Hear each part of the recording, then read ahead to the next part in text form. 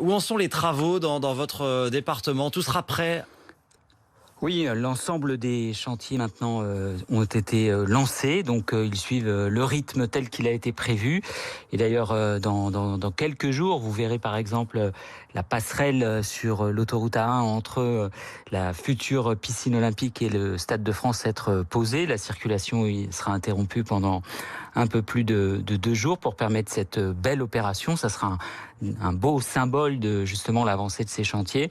On voit déjà désormais d'ailleurs la piscine olympique prendre forme justement en face de Stade de France. Donc oui, et il suffit de voir les grues s'agiter tant au village des athlètes qu'au village des médias pour voir à quel point maintenant les chantiers sont très avancés. Donc tout ça suit un très bon rythme. Il faut une mobilisation de tous les instants.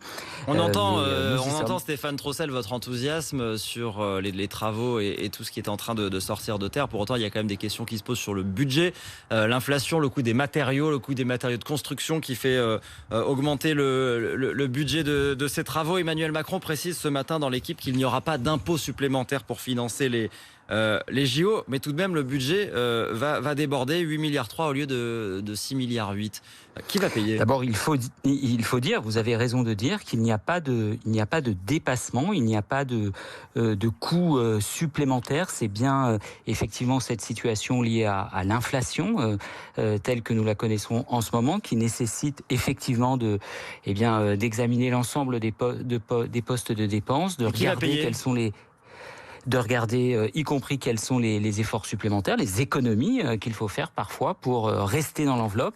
Et puis par ailleurs, il faut distinguer ce qui relève des travaux et notamment de ce qui est pérenne, de ce qui va rester, ce qu'on appelle l'héritage, les équipements, les logements, les voiries, et puis ce qui est de l'organisation des Jeux, la billetterie, les installations, les dispositifs de sécurité. Et donc ça, c'est essentiel au COJO, c'est essentiellement de l'argent privé. Eh bien, il faut regarder quels sont les postes d'économie. Ouais. Exactement, il faut examiner tous les postes Donc vous nous possibles dites pour voir s'il y a des économies ce sont à les faire. acteurs privés qui vont payer le surcoût des Jeux? Non, ce n'est pas ce que je vous ai dit. Je vous ai dit simplement que il faut distinguer les deux budgets. Encore une fois, ce qui relève de ce qu'on appelle la société de livraison des équipements olympiques. Là, c'est beaucoup d'argent public, mais c'est pour la transformation durable, les héritages, et puis l'organisation des Jeux à travers le comité d'organisation. Là, il y a de l'argent privé, mais il y a aussi des recettes avec la billetterie, et donc c'est notamment de ce côté-là aussi qu'il faut examiner comment on peut faire tout aussi bien en étant encore un peu plus sobre.